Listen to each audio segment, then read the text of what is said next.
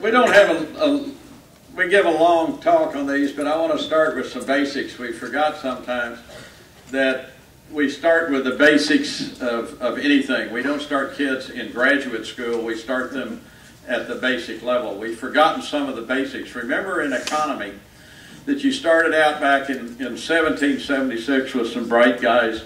One guy was named Smith. He wrote a book called The Wealth of Nations. And that has been the basics of the economy for years. And without going into a whole lot of it, then we came along, we had all of the problems with the Depression, and we came along through it. And we get into the 30s and we get into the Keynesian theory, okay? And so those are big words like mayonnaise, and I never did understand them. But the Keynesian is the thing that the government's big enough to bail you out, okay?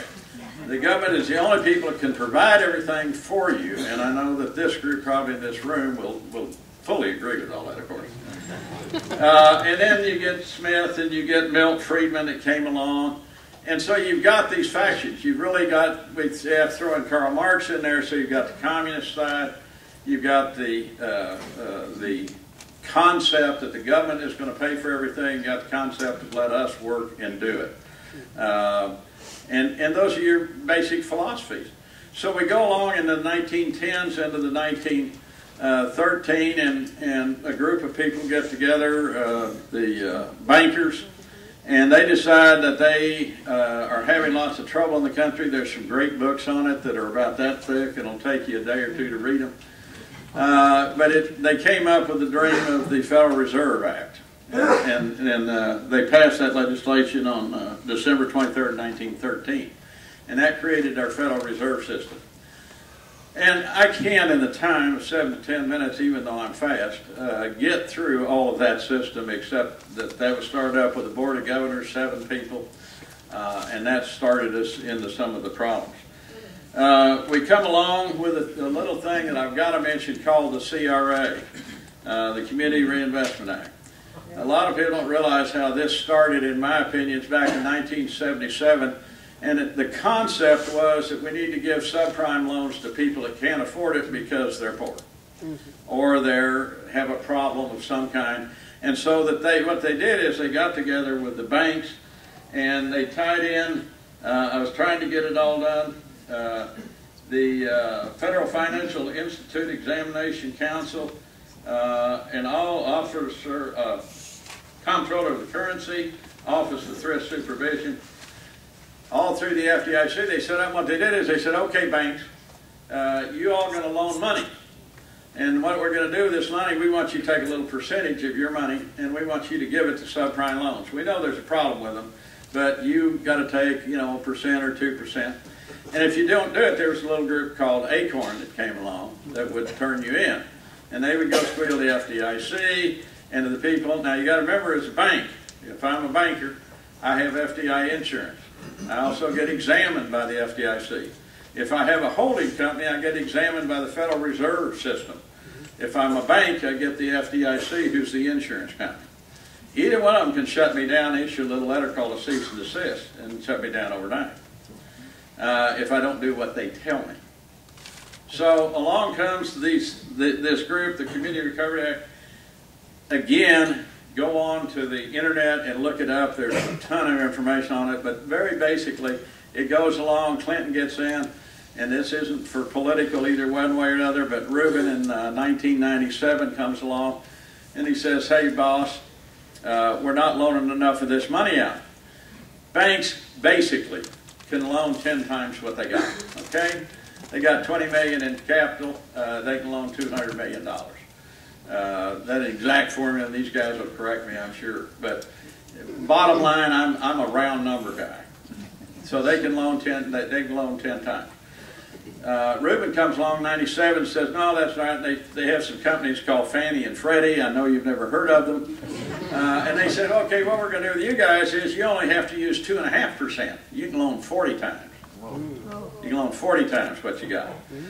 And then you throw in with all of these people, the bad brokers, people who are now selling on commission. You start taking the people that set up the loans. They don't pay as much attention. you start getting your houses overappraised, and we got into this mess that we're in now called the mortgage crisis. What happened is that even got worse because now we get into wonderful things called hedge funds and derivatives. Now, a hedge fund is nothing but a hedge against your investment.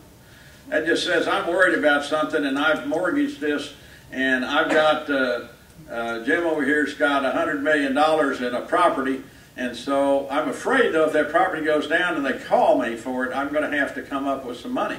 So I go to a company, I went to a real strong company called AIG. and they reinsured me. They gave me a hedge. They said, well, if the property goes below 900 million or 90 million, then we'll come in and save you. And of course, you know how that's worked. Anyway, Federal Reserve, there are about 9,400 banks in this country today. About 5,000 of them are less than 200 million in size. Some interesting things you may not know. In 05 and 06, there was not a single bank failure in the United States. Not one. Not one. In 07, there were 3. In 08, there were 25. When I started talking at the early part of this year, there were 9. 2 weeks ago, there were 35. And with the one that just failed out here, right up here north of here somewhere, we're at 41 today. Okay, the problem is those are insured. It means that the government has come in and said, we'll now insure your deposits to $250 million. Here's the problem. I got a $200 million bank. That bank is paying $15,000 a quarter for FDIC insurance, right? That's my insurance premium. I pay $60,000 a year to insure your deposits in my bank. Okay? That's pretty good, but, you know, it's okay. We can live with it. Because of the debacle that they've gone through right now, the FDIC's out of money. Okay? They've lost it all. Earlier this year, they only had $17.8 billion loss, and one bank caused $10 billion in that. One bank, IndyMac Bank, caused a $10 million loss. So now the law, or the powers that be, say the FDIC has to have 1.15% of all of the deposits insured. Well, hey, I'm an insurance company, right? What do I do? Raise premiums. Who's the premium payers? The bank. So they call us up the other day and say, oh, by the way, your insurance is going to $90,000 a quarter and a $90,000 special assessment, or you're now going to $450,000 a year on your $200 million bank. Insurance costs. And if we don't pay it, they close us down. Now, who do you think is going to pay that? Depositors? Huh? I mean, where am I going to come up with $450 million on loans that aren't existent right now because nobody's loaning anything? Anyway, interesting little point. I want to tell you some real quick things. The energy business, which I'm involved in, is a huge part of all this. In 2006, the demand in the United States for crude oil curve past the supply, which was going down. Okay? So that now, this year, there is a 75% discrepancy between the demand for crude oil and the supply in the United States. 75%. We only have a quarter of our own production. We were doing pretty good, and with the price of oil, and then everything collapsed. It takes about $60 a barrel to develop oil. $20 to go out and find it, $20 to drill it, and $20 to produce it. So if I don't make $60, I don't make profit. You know what the price of oil today is? $47. Now you tell me what I want to do. We had in 1982, we had 6,000 drilling rigs running. There was a collapse then caused by the government changing tax situation. This year, we were up to, in this boom, we got up to a total of 1,747 rigs in the whole United States. Instead of 6,000, 1,747. We're now down to 800. I was in Colorado the other day. One company had 28 rigs. They shut down 27. So there is no reduction. I want to warn you about global warming real quick because it touches into finance. The problem with global warming is it's not CO2, it's water vapor. As an engineer, there's a bunch of studies on that. It's going to cost us between 1.7 and $7 trillion. Solar plants aren't the answer, and I'm saying all this because it ties into financing. A solar plant is great, except you know how much land it takes? About 10,000 acres. Put in a solar field. And guess what? A solar field has huge amounts of water. So you take it out in the desert where you got great sun and no water. Okay? Well, this is another one of these helpful things. Anyway, I think my time's up. I just want to say a closing comment. If everybody in this room doesn't go home and get out of their comfort zone and give some time and energy to changing this, you're going to be in a beautiful federalized banking system, a national health care program, and every other facet of your life. I can give you 4 hours of speeches as any of these people up here can. You have got to get involved and get it. I don't believe that you have to believe me. What I want you to do is to go out and find something yourself. But don't just come here and get the warm fuzzies when we all talk and everybody agrees, and we go home and think, well, this is great. You know, it's like going to a Woodstock. You come home, it's really great, and then you forget about it. Don't do that. Go home, because this is the worst time and the best time in this country, and that now we have a chance with that these people have gone so far toward socialism and destroying our independent ideas from banks and everything else, that I think there's going to be a whiplash, and you're a part of it. Thank you.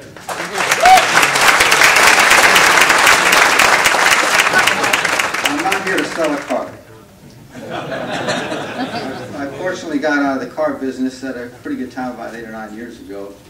And I did own a bank for several years.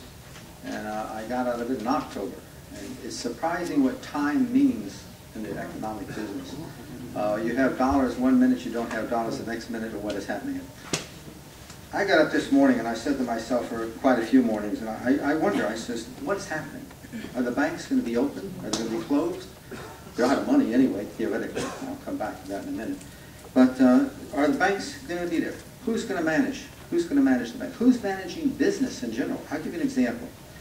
The government, and I couldn't believe this when I first read it, it says, government forces out Wagner at GM. It said sometimes like he was fired. How in the world can government come in and fire somebody, regardless of what he's making? That's not the point. But they're trying to run business. So what they do, the next thing they do is they replace another gentleman. They fire him, and they replace him with another gentleman. The next gentleman comes in, and they put him under pressure to where he has to do what the government wants. So banking is not an independent business today. It is a business being run by government. And a lot of people simply don't know it. There's ways that they have it. There's another one. Lewis, Bank of America, pushes for the deal that was with Merrill Lynch. This goes back even before, about 6 or 8 months ago when that deal was put together. If the deal was put together over a weekend, which you know how that was. They voted for the budget in 1 hour. But what they did, he, at that time, was forced to cut a deal because they said if you don't, you're going to have a collapse. Now, you remember, if you go back a few months, and I'm talking about the government, the finance banking was due to collapse. It has collapsed, and I think 1928 it collapsed one time where they wouldn't shut all the banks. Banking was that close. So the banks, the federal government, Reserve, has been shoving money into banks and business and one thing and another just to keep the doors open. But this is a deal right there that they use the power after they get into it. Obama comes and gives General Motors 2 months to fix itself. If they don't get to fix themselves, there's a good chance that the government might step into that and promote it. The Feds pump another $30 billion in the IAF, so you're still in good shape there, you know. Still got the insurance. I get up in the morning and I look at these things and I say to myself, where are we going? What's happening? What can we do about it? Who's behind it? What is the concept? Is there a hidden agenda? And I'm going to try to explain that to you. What does the public look at banking for today? The public looks at banking maybe to go finance an automobile, finance a business, finance a house, whatever the case.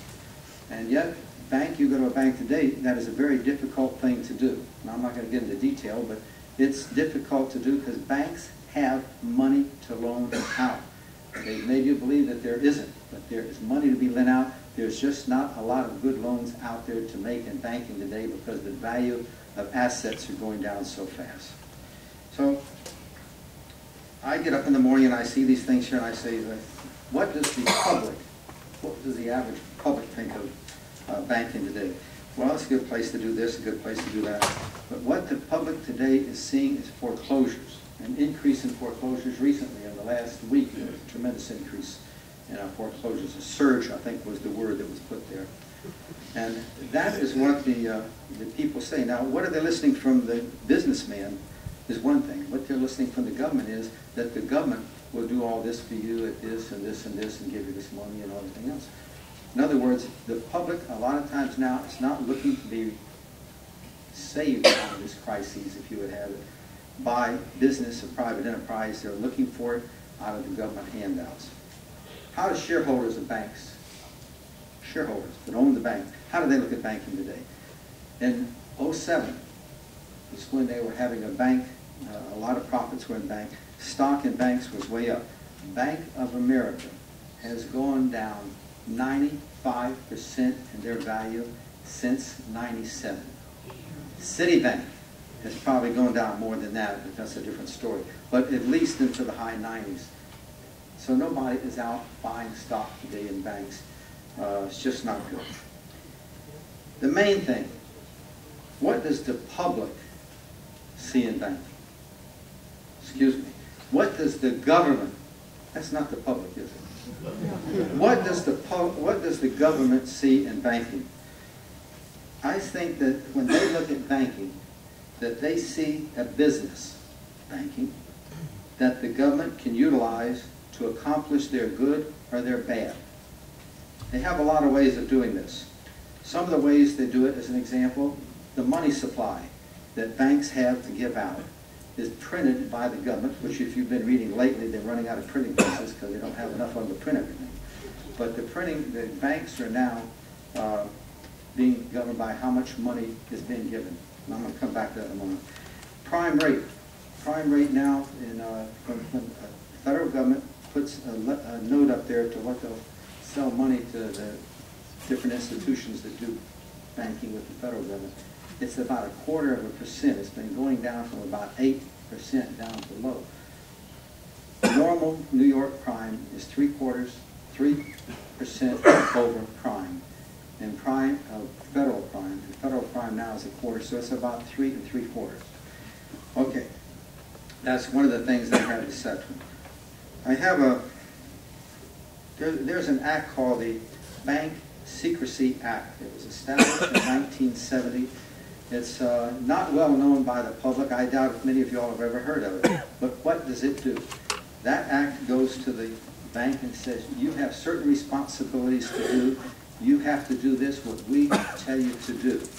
And a lot of this has to do with record keeping and stuff like that. I'll give you an example. If you go into a bank and want to open up a bank account and do business with the bank, it's normally 2-page that you have to fill out.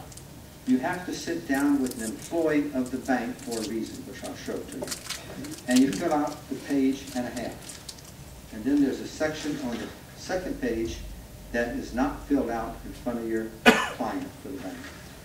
So what happens?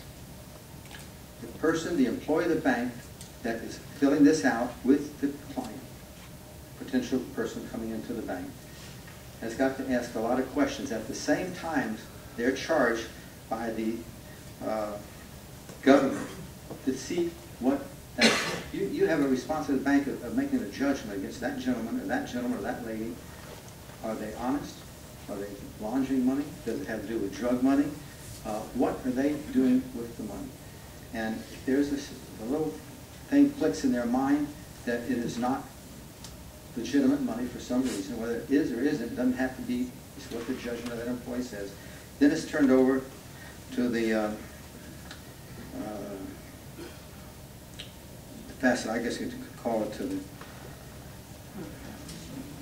Bank Secrecy Act. It goes to BSA is what it's known in the banking. So the Bank Secrecy Act is what it is. And there's a department in a bank that has to have knowledge. It's about this thick, the Bank Secrecy Act, of what you have to live through as a bank. That is given, the paperwork that you have filled out for the client, then goes to that party. In our bank, we had one individual working it. That was all that was necessary. We had an auditors from the Treasury came through, and they said, we want you to do this, this, this, this, and this. We had to hire 2 people more to do it. It cost us $250,000 just to keep up with the paperwork that the bank wanted, what the Bank Secrecy Act wanted. What happens to the information that you give as a bank? It goes into a microfiche, and then the banking authorities can call you, the Treasury Department can call you and say, I want it. Some of them have to have a subpoena, but there's very few that they have to get a subpoena to get it from the bank. They can call up, ask for it, and it'll be sent to you. That's the entire history of what the bank thinks of somebody, what dealings you've been doing with that person, and it's a secrecy act. Nobody basically knows that you're being tagged by the government for everything. The most recent one, well, there's a bank in Florida, an example, when the feds came in and looked at the forms and they looked at the reports and they said, you're doing a poor job, they fined that bank $10 million, which made a strong statement, guys, get it the way it's supposed to be. The most recent one, not the most recent one, the most disturbing one that's just coming out is called Trouble Asset Relief Program. It's called TARP. And TARP is known, what does TARP do? The federal government came in and said, banks, you have to have a ratio of, okay, 10 to 1. And if you're down to 6 to 1, they will issue a statement, either you fix it or we're going to close you.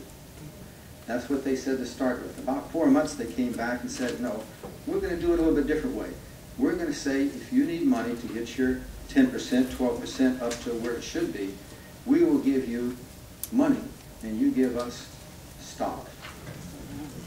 Preferred stock that the bank pays 5% a year for. I think it's for the first 5 years and it goes up to 7%. I'm not quite sure now. There's a lot of banks out there that maybe somebody sitting in this room saying, hey, my ratio is 12. Mine is much better than 10 what they, and I am not going to buy any or sell you any of the preferred stock. I'm not going to do it. Then these fellows, now a lot of banks theoretically needed it because the foreclosures and everything else took the capital out of the bank.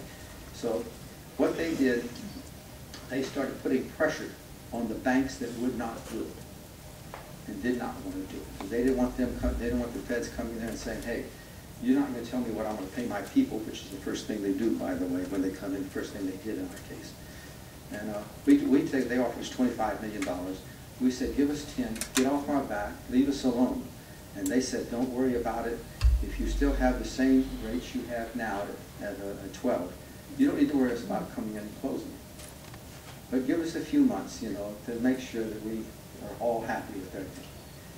What they did, about 3 months later, they came and they said, the bank said, you know, okay, here's the stock, buy it back from us, give us the money.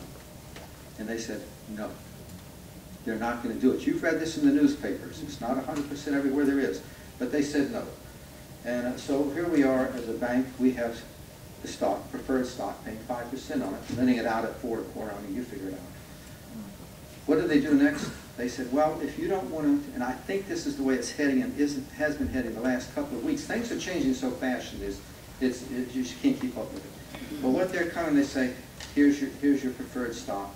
Give us your common stock. So I said to myself, why common stock?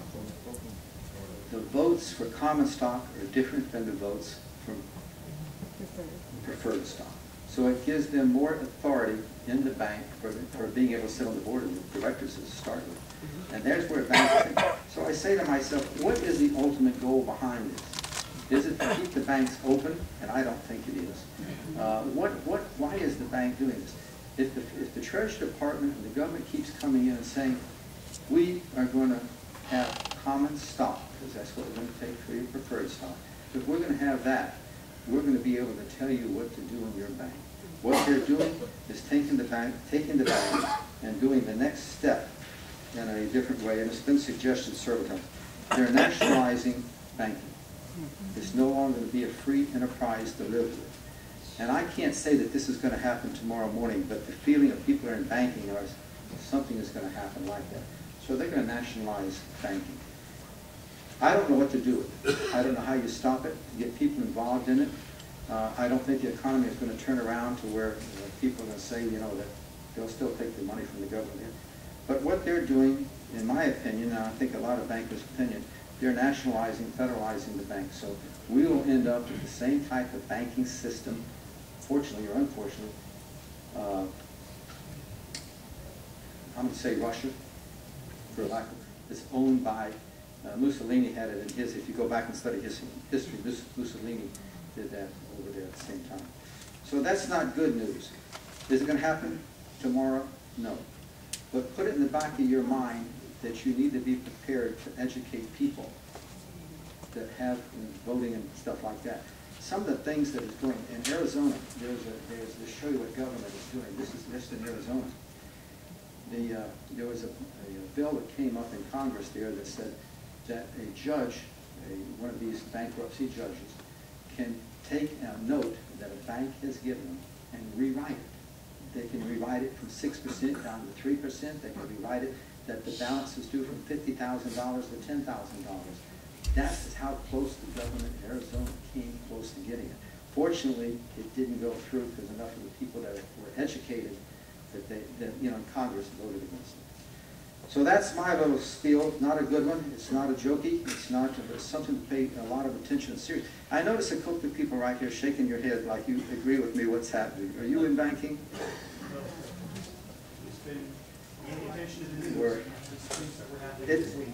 What this week? And it's to make it very simple. Citibank is negotiating right now, and the government is going to take over Citibank. They're going to take over Bank of America. Bank of America got $47 billion. That's with a lot of zeros, I think. $1 billion already out of the government. And it turned out their last quarter, they needed another $25 billion. So they're subservient to the government to take the money. Which what the government is doing is buying the stock, buying the banks, and they're going to run it. Thank you all.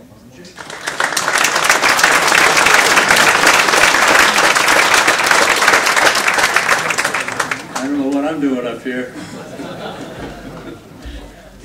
I hear about Freddie Mac and Fannie Mae and all this, and the government keeps giving these guys all this money. I got an idea. Right? From now on, it's Artie Tom, Jimmy Fitz, and Jackie Mac. Right? Throw money at us, right? On April 10th, President Obama said, we've still got a lot of work to do.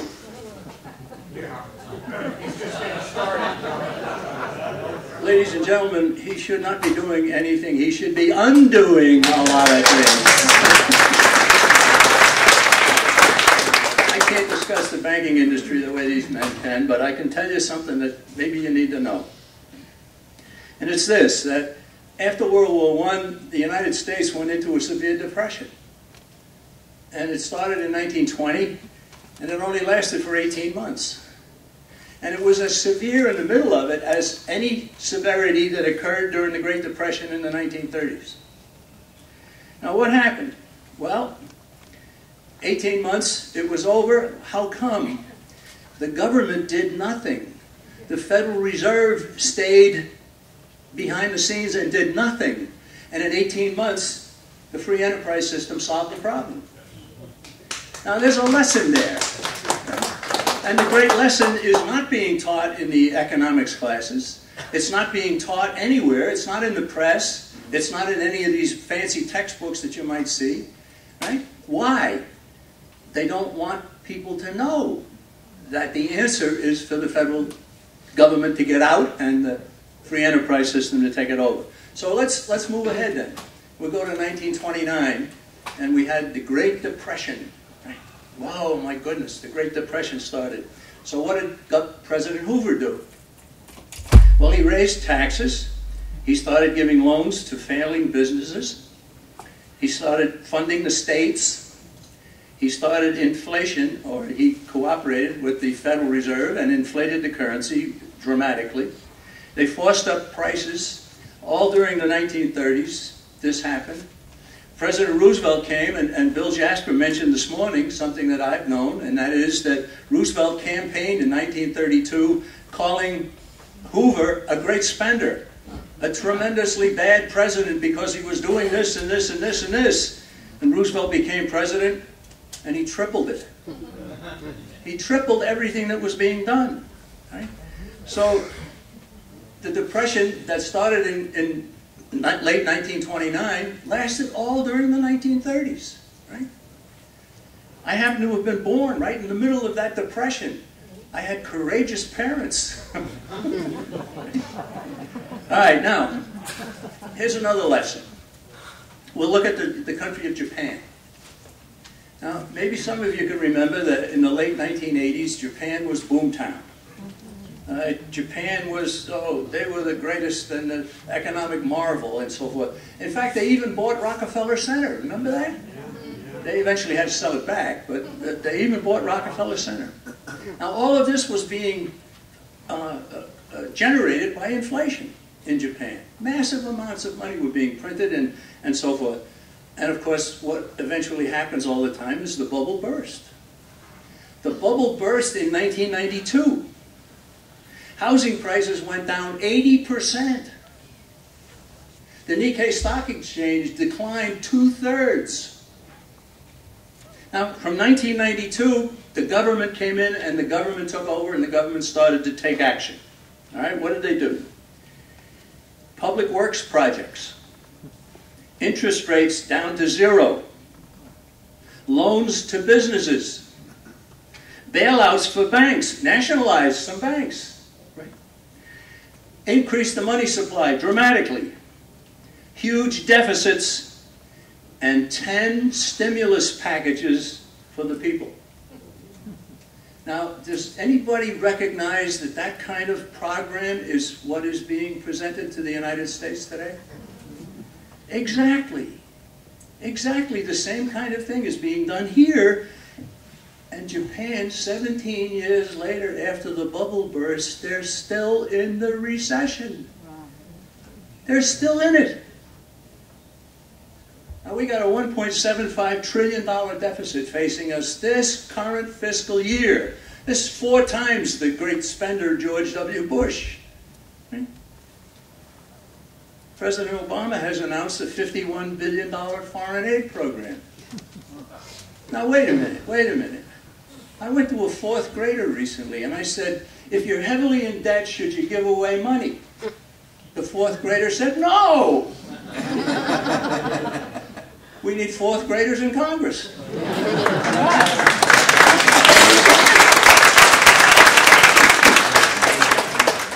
What should the government undo? Well, we all know the education system's a failure. $68 billion a year. Get rid of it. How about, you want to hear a sick joke? I like to tell jokes. I'll tell you a sick joke. Please don't anybody laugh. Right? In the Carter administration, it was discovered we were importing 1/3 of our oil. Oh, this is terrible. We got to do something. So they started the Department of Energy. And we've been pouring tens of billions of dollars into the Department of Energy year after year after year. And now we're importing 60% of our oil. I told you not to laugh.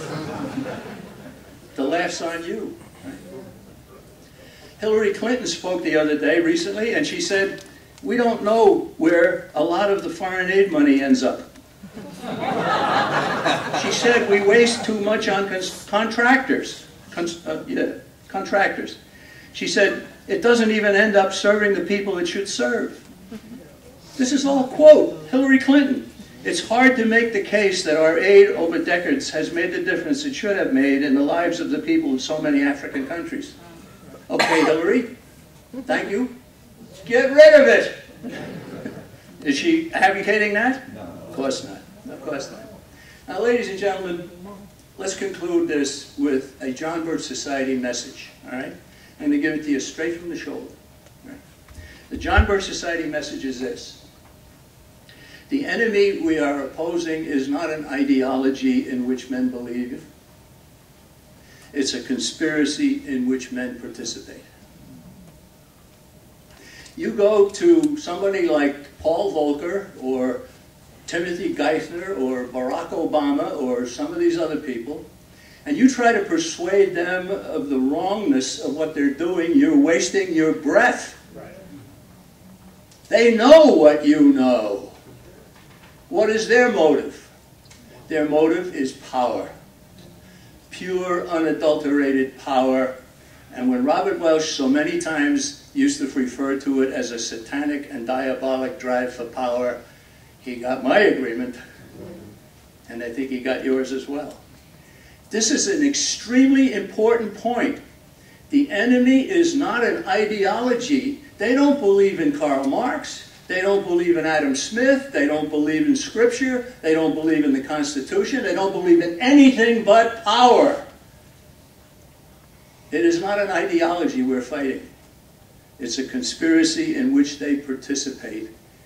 And a conspiracy has to be opposed. What organization other than the one we're part of does that?